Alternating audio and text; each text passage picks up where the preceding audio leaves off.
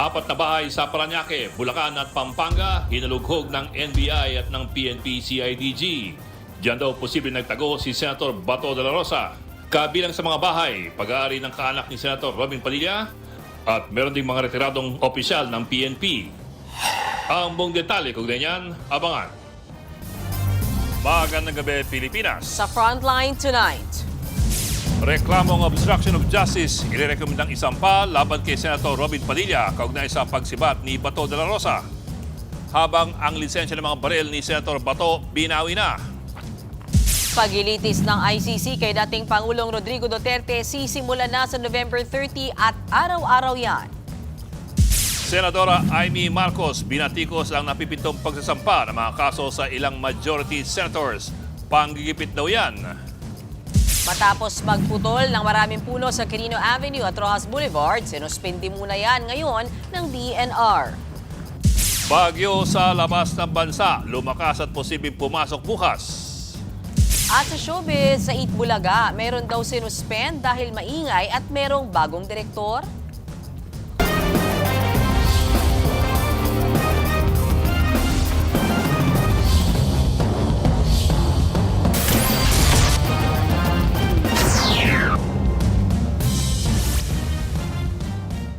Hinalughog ng NBI at ng PNP-CIDG ang apat na bahay na posibleng pinagtataguan ni Senator Bato de la Rosa. Kabilang po dyan ang bahay ng kaanak ni Senator Robin Padilla. Sa kabila niyan, binawi na rin ang lisensya ng mga baril ni Senator Bato. Nasa frontline, ang balitang yan si Gary De Leon. Sa kuha ng CCTV pasado alas 5 ng umaga kanina, makikita ang sunod-sunod na pagdating ng mga sasakyan ng NBI at PNP-CIDG sa harap ng isang bahay sa barangay Balibago, Angeles City, Pampanga. Pagmamay-ari umano ang bahay ng isang Lakay Carino na tiyuhin ni Senator Robin Padilla. Pakay nilang hanapin si Senator Bato de la Rosa na pinaniniwalaan na nagtatago doon, pati na ang sinasakyan umano nitong itim na pick-up. Agad naghalughog sa loob ng bahay ang NBI at CIDG, pero sa huli, walang nakitang Senator Bato. Ayon sa mga opisyal ng barangay, dati nang pumunta sa lugar ang NBI para hanapin sila kay Carino na pinaniniwala ang nag-escort kay Senator Robin Padilla palabas ng Senado madaling araw matapos ang putukan. Yung kadala, nung magkagalit siya na the day after, may nagpunta ng NBI pero hindi ko alam kung anong mission nila rito. Dumaan sa gate to, tumawag yung gwardiya sa akin, sir, may NBI dito. May mission daw. Hinahanap daw noon ng NBI ang itim na pickup truck na natrace nilang nakarehistro kay Carino. Pero wala na roon noon ang sasakyan na nakunan ng CCTV na lumabas ng subdivision bago pa dumating ang mga operatiba ng NBI. Kwento ng barangay, wala raw ipinakita sa kanilang arrest warrant o search warrant ang NBI. Pero kilala raw nila ang mga pulis ng CIDG Pampanga kaya hinayaan nila mag-operate ang grupo. Hindi raw nila alam noon na si Senator De La Rosa pala ang target hanapin sa bahay ni Carino. Sa pagkakaalam naman daw ng barangay ay hindi pumunta sa subdivision nila sina Senator Padilla at Senator Bato sa bahay ni Carino.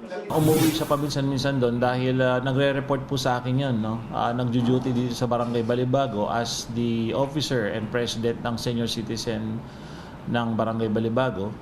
So last week, alam ko, hindi ako magkakamali, nagpaalam siya na pupunta ng Metro Manila. Ang nakikita namin na ginagamit niya is pickup nga, color black siya.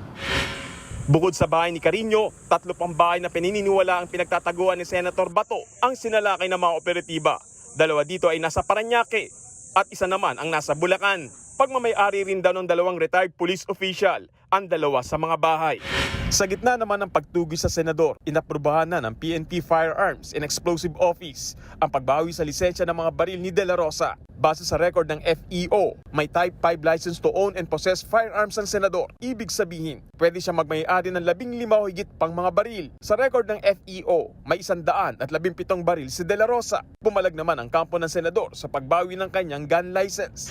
Sabi ng abogado niyang si Attorney Israelito Torreon, na walang pending criminal case ang senador at hindi rin siya na-convict ng anumang kaso sa korte ng ating bansa. Hindi rin daw katanggap-tanggap ang pagbawi sa gun license dahil sa kaso niya sa ICC, lalo't hindi raw bahagi ng mga korte ng Pilipinas ang mga tribunal ng ibang bansa. Samantala, inirekomenda ng CIDG ang pagsasampa ng reklamong obstruction of justice laban kay Senador Padilla at sa ilang pang individual na tumulong umano sa pagtaas ni Senator De La Rosa. Nakatakdayang isampa sa Department of Justice. Paniwala ng CIDG, pinagplanuhan ng pagtaas ni De La Rosa matapos ang barilan sa Senado. Una nang itinanggi ni Padilla na tinulungan niyang tumakas si De La Rosa at pinasakay lang daw para isabay palabas. Nagbabalita mula sa Frontline, Gary De Leon, News 5. Maraming nagulat sa dami ng mga baril na nakarehistro kay Senator Bato de la Rosa. Ang hawak kasi ni Senator Bato ay Type 5 firearms license na binibigay para sa mga tao may higit 15 baril o mga certified gun collectors. At labis-labis dyan ang nakarehistro kay Bato. Sa records ng PNP FEO, merong nakapangalan kay Bato na 116 firearms mula assault rifles hanggang submachine guns at mga pistol at mga revolver. Ayon sa records, meron siyang 36 na rifle at higit 70 mga handgun. At hindi ito basta-basta kung ano-ano lamang na mga baril. Halimbawa, meron po siyang dalawang 5.56mm Tavor bullpup rifles na gamit po ng Israeli Army na nasa 300,000 pesos ang bawat isa. Minimum po yan. Meron din siyang dalawang Israeli-made Galil ACE-21N. Meron siyang dalawang Uzi 9mm submachine guns, gawa rin po ng Israeli Weapons Industries. At isang FNP-90, isa pang kakaibang rifle at kalibre na meron pong bullpup design. At meron siyang isang Heckler & Koch 417. Pero hindi lang po yan ang HNK ni Senator Bato. Meron siyang hindi bababa sa 4 na Heckler & Koch HK416 assault rifles. Sa huli, si Senator Bato ay merong hindi bababa sa 7 AR-15 type assault rifles. At meron din siyang tila sniper rifle, isang .338 caliber rifle na gawa rin po ng Galil. Lahat naman po ng mga ito ay mga legal dahil nairehistro nga po ito sa PNP FEO. Ayon sa patakaran ng PNP FEO, basta pasok si Senator Bato sa mga rekisitos, pwede siya magmay-ari ng maraming baril. Pero ito po, kailangan merong paglalagyang safety vault o caja de hierro ang lahat po ng mga baril na ito ayon sa mga patakaran ng PNP FEO. Kung gaano kalaki ang vault ni Senator Bato para sa 116 firearms, yun po ang hindi tayo sigurado. Pero meron pang isa pang tanong. Sa records po ng PNP, lumalabas na ang permit para sa 14 na mga baril ni Senator Bato inaprubahan nitong Marso lamang. Ang approval date para sa 9 na pistols at revolvers ay noong March 5 at 4 na rifle at isang pistol naman noong March 6, 2026. Ang hindi lamang po malinaw kung ang mga approval na ito ay para sa mga new gun permits o renewal ng mga lumang firearms permits. Ano pa man, ang approval ng mga permit na ito ay dumating 5 buwan matapos sabihin ng pamahalaan na hinahanap nito si Senator Bato. Bagamat wala pang nailalabas na public arrest warrant noon, ilang buwan na rin pong sinasabi ni Interior Secretary John Vic Remulla na hinahanap ng pamahalaan si Senator Bato na nagsimulang magtago noon pang November 2025. Ang nakakapagtaka siyempre, habang hinahanap ng Interior Department si Bato, ang ahensyang nasa ilalim ng DILG, inaprubahan naman ang 14 niyang firearms permits ng walang kaproblema.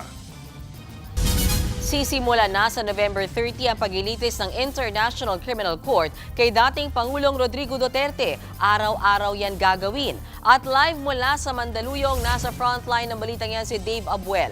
Dave, paano ba yung araw-araw na trial? Mapapanood ba ng publiko yan? Mayan, sa tanong kung mapapanood ba yung paglilitis na yan, most likely yes. Dahil generally, isinasa publiko ng International Criminal Court sa mga official platform nito ang mga malalaking dinidinig na kaso gaya ng kay Duterte.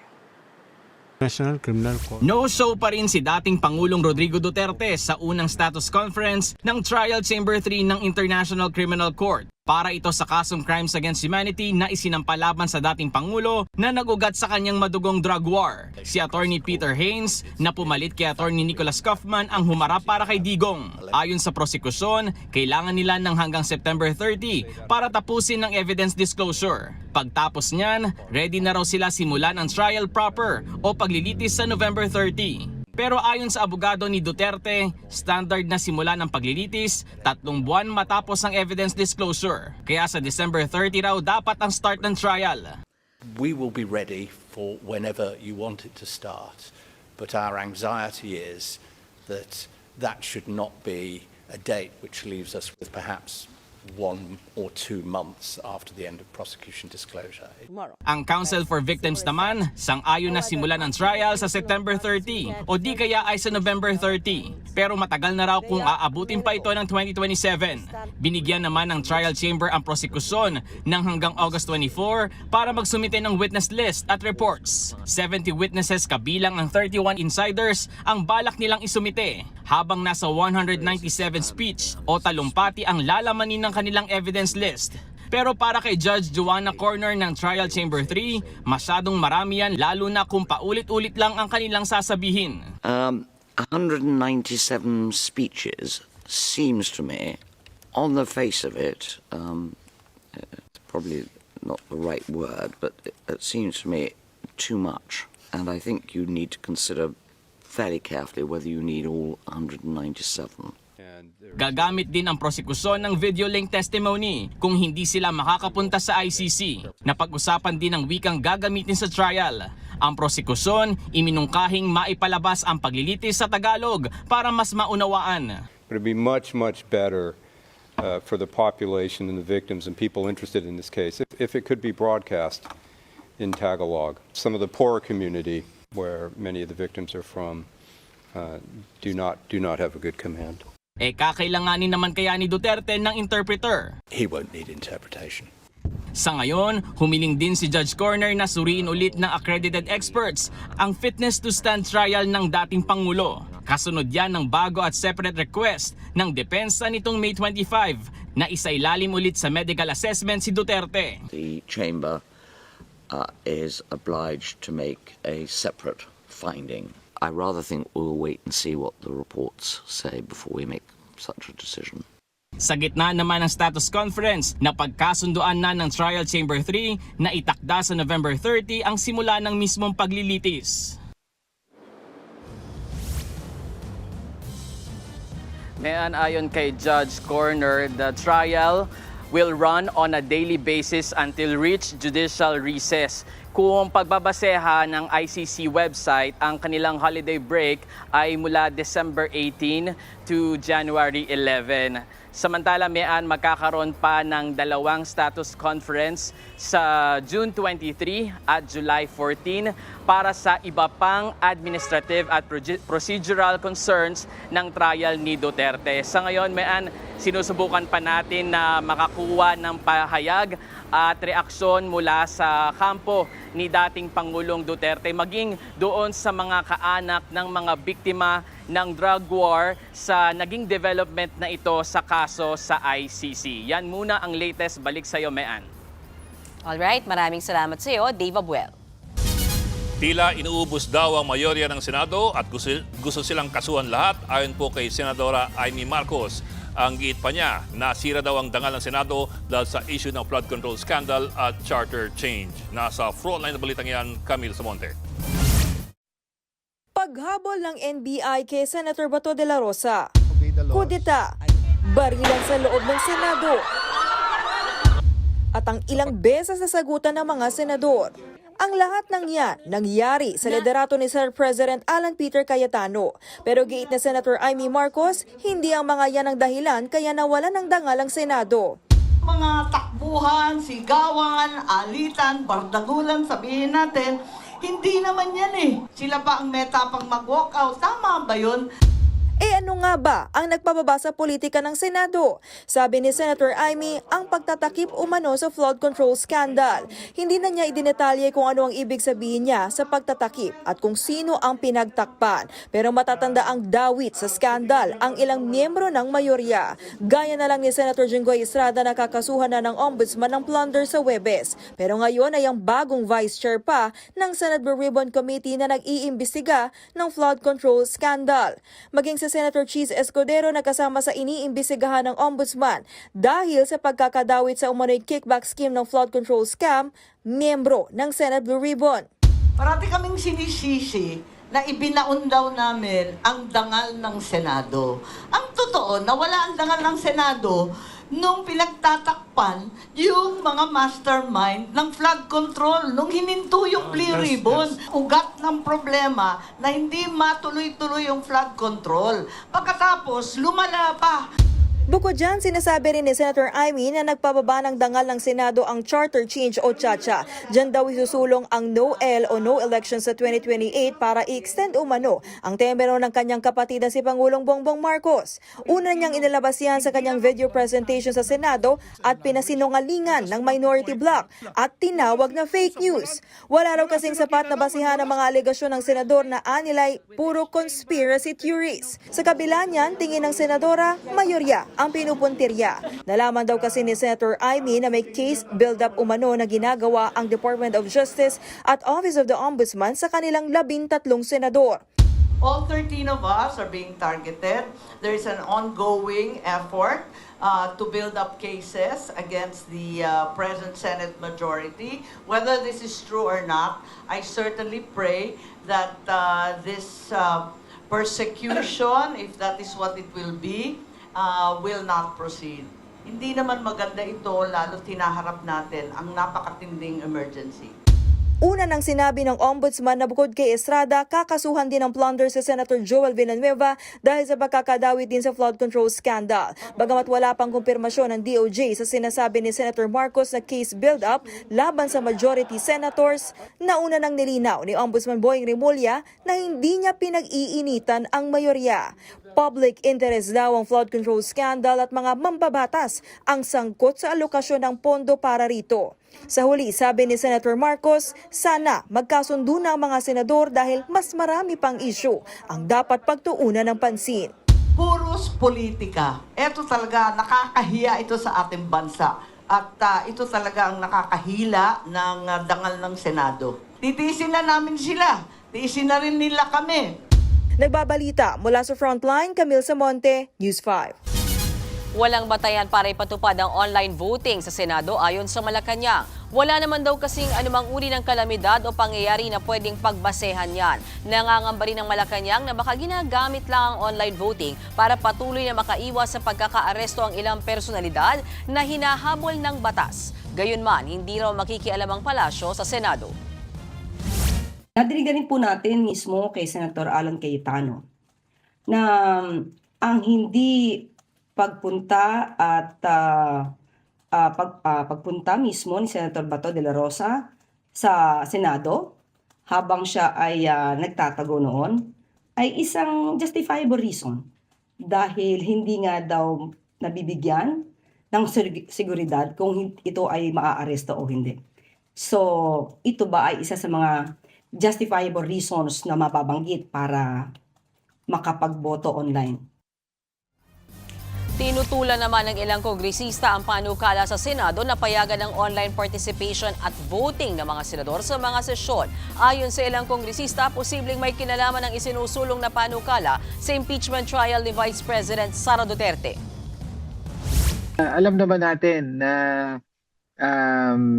tangka ito na mapanatili ng majority yung kanilang numbers, no? Especially for voting. Kaya nga pilit nilang tinutulak na maaprubahan ang change na ito kahit wala pa silang Committee on Rules. Unreasonable talaga yung hinihingi nila and very self-serving as far as the pro-DDS senators are concerned. Malaman naman ang banat ni MMDA General Manager Nicolas Torre III. Tanong niya, kumustahan last week, zumustahan this week? Hindi raw alintana ng Malacanang ang mababang net satisfaction rating ni Pangulong Bongbong Marcos. Ang giit ng palasyo, patuloy ang pagtatrabaho ng Pangulo na kasalukuyang nasa state visit sa Japan. Posible raw na nakausap para sa survey ay hindi pa naabutan ng tulong ng pamahalaan. Base sa SWS survey, bumagsak sa negative 15 ang net satisfaction rating ng Pangulo nitong Marso. Mula po yan sa negative 3 noong November 2025. Ito na ang pinakamababa niyang net satisfaction rating mula na maupo siya sa pwesto noong 2022. Sinagawa ang survey noong March 24 hanggang March 31 sa kasagsagan ng krisis sa langis at giyera sa gitnang silangan. So naniniwala po tayo na nararamdaman ng ibang mga kababayan natin ang ginagawa ng gobyerno. Nagkakataon lamang po siguro ang nakakausap ay mga taong hindi pa nahatiran o hindi pa naramdaman ang tulong ng gobyerno.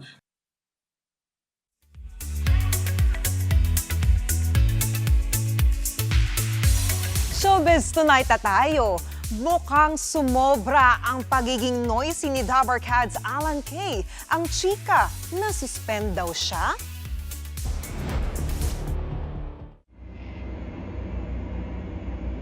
Dreams, you won't need when I'm through. Anywhere we may be, I will sing with you a song. Yan ang singing session ni Alan Kay habang siesta time ang EB management. Dahil sa ingay, nakatanggap tuloy siya ng memo na suspended daw siya. Ipinakita pa niya ang papel kay Bossing Vic Soto. Nakalagay doon na istorbo raw ang pagkanta ni Alan. Pwede raw siyang mag-singing session sa Clowns Comedy Bar na pagmamay-ari naman niya. Pero ang big reveal, prank lang pala ang memo. Eto naman ang hindi prank. Nagbabalik Bulaga si Ice Seguera.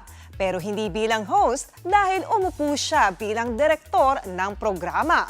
Sa pinost niyang photo sa control booth kasama ng tech team, sinabi ni Direk Ice na hindi nga siya nakatulog sa kakaisip sa kanyang new duty. Pero naging successful naman ang simula ng kanyang director era. Welcome sa Kapatid Network, Direk Ice. O siya, I'll see you guys later with more chika. Susunod, banat ni Senador Rodante Marcoleta tungkol sa legal background ni Senator Risa Ontiveros, tinawag na estupido ni Senator Ping Lacson. Pagpuputol ng mga puno sa kahabaan ng Quirino Avenue, ipinatigil. Magbabalik pa ang Frontline Tonight.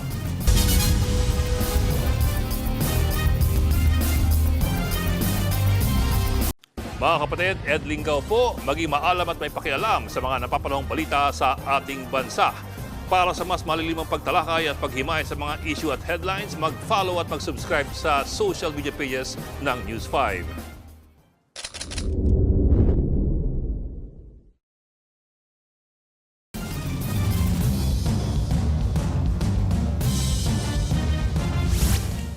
Tinawag na estupido ni Senator Ping Lacson ang bana tungkol sa legal background ni Senator Risa Ontiveros. Kanya-kanya ring buwelta ang iba pang minority senator saan nila'y minamadaling mosyon tungkol sa online participation at online voting sa session. Nasa frontline ng balitang yan si Mobile Journal, Mary Mon Reyes.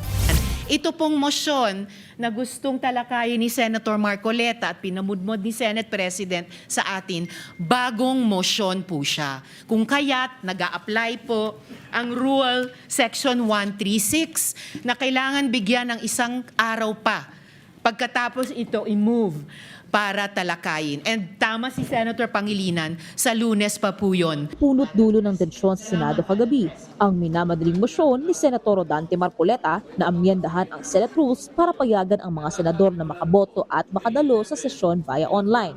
Isang araw matapos ang mainit na sagutan sa Senado na nauwi sa walkout, nanindigan si Senator Risa Ontiveros kung bakit hindi pinayagan ang mosyon ni Marcoleta. Dahil wala namang national emergency o international tulad ng pandemic na nangyari noon. Wala namang force majeure sa kasalukuyan para kailanganing ulit kami ay lumahok at bumoto via Zoom or other electronic means. Plus, historically, ang dami ng mga president na mga dating senador na humingi or hinilingan ng mga kasamang senador sa pamamagitan ng resolution na makaboto online, makaparticipate online. At bawat isa sa kanila, and immediately I can think of 3 already, hindi po pinayagan. So ano po ang napaka-espesyal ngayon na kailangang ipilit talagang baliin yung rule namin? Kabilang din sa mga nag-walkout kahapon si Senator Erwin Tulfo. Aniya, mahalagang pagdebatehan muna ang motion sa video conferencing. The Senate President, Cayetano, already stood up and said, let's just divide the House and make a vote. Hindi yun ang tamang procedure. Pag-usapan natin. Sa hiwalay na pahayag, tinawag naman ni Senator Ping Lacson na istupido ang banat ng isang abogado tungkol sa legal background ni Hontiveros. Ayon naman kay Senator Raffy Tulfo, kung ang ordinaryong empleyado ay nagpapakahirap para magtrabaho at maswelduhan, bakit naman daw nila papayagan ang sinumang senador na mag-online dahil nagtatago? Nanindigan naman si Senator Tito Soto na sinusunod ang rules at hindi dapat binabago dahil sa personal na dahilan. Inaasahan daw ni Senator Erwin na muling tatalakay ng mayorya ang pagbabago sa Senate rules. Samantala, may buwelta rin si Lacson sa pahayag ni Senator Amy Marcos na tila may pagtatakip daw sa flood control scandal. Mukhang pinupuntirya rin daw ang Senate majority dahil sa sunod-sunod na mga reklamong niluluto sa kanila sa DOJ at sa Ombudsman. Sabi ni Lacson, ang nakatakdang paghahain ng Ombudsman ng mga kasong plunder at iba pang kaso laban sa mga personalidad na sangkot sa flood control scandal ay nagpapatunay sa mga natuklasan ng Senate Blue Ribbon Committee. Nagbabalita mula sa Frontline, mobile journalist Mary Monreyes, News 5. Sa gitna ng sunod-sunod na patikos, sinuspindi ng DENR ang pagpuputol sa mga puno sa kahabaan ng Quirino Avenue at Ross Boulevard sa Maynila. Ayon sa DENR, pag-aaralan pa kung may iba pang punong pwedeng i-earthball o hugutin para ilipat na lamang kaysa tuluyang putulin. Magugunitang pinayagang putulin ng mga puno para bigyang daan ang konstruksyon ng Southern Access Link Expressway. Higit 200 puno na ang pinutol sa mga naturang kalsada. Sa kabila po nito, nilinaw ng DENR na hindi nila gustong magputol ng puno. Wala pong gustong pumutol ng puno. Kasama na rin po kami doon. Can you imagine how contradictory it is? Masakit at mabigat na tungkulin ng DENR na mag-issue ng tree cutting permits. Pero, yun po ang nasa ilalim ng batas.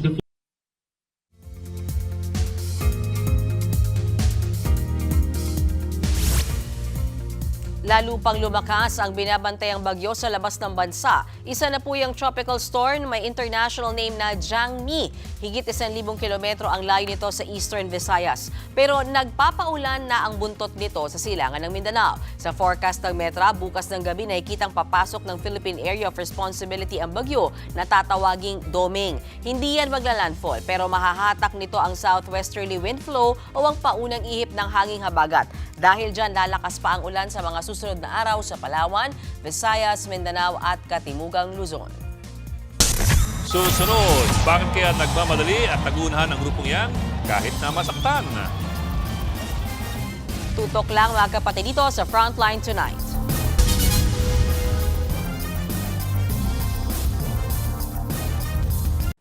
Mga kapatid, Mean Los Baños po, huwag magpahuli sa mga balita at impormasyong dapat ninyong malaman. Para sa mas malawak na balitaan at diskusyon, mag-follow at mag-subscribe na sa social media pages ng News 5.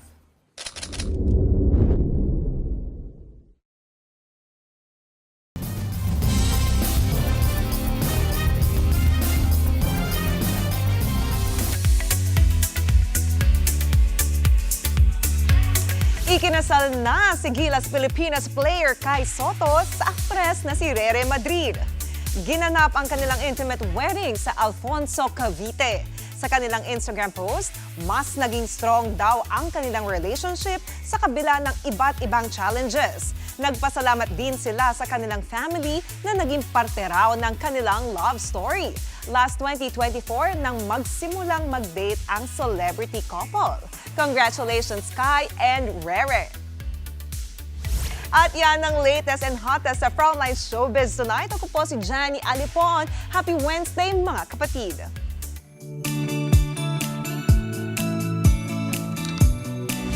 At para sa ating pabaong pampa-good night, bakit kaya may mga taong nagmamadali kahit masaktan? Gaya yan ng mga kalahok sa cheese rolling race sa United Kingdom. Nagpadaos-dos sa mga kalahok, deadma sila kahit magpagulong-gulong pababa. Hinahabol pala nila ang isang wheel ng cheese. Sa huling isang participant lang ang nagwagi. Alam naman ng mga kalahok ang kalakip na sakit ng kompetisyon. Hindi ko makita yung hinahabol. Saan ba? Ayun. Ayun, oh. Murong-murolyo. Yun nga lang, may isang nauna pa Teka kesa dun muna, sa cheese. magkano yung premyo para magpasakit ka ng ganyan? Magpasaktan ka Premyo, ng... isang maduming bola ng keso. Oh, but hindi natin alam. O, sige na. Sige na. Gusto niyo yan. Yes. Hindi, kanya-kanyang trip. Ang pabaong papagulit talaga ay Wednesday na. Yun. Malapit na Thursday din. na bukas. Friday. Sige. Yan po, ito pag-imay pala yung headlines. Kinonvince ating mga sarili natin. Balitaan at diskusyon para sa paghubog ng madaling opinyon. Kami yung kapalit sa Baltan sa Public Service. Ako po si Mean Los Baños Oroseo. Ako lang po si Adlinga, walang iwanan, Frontline Tonight.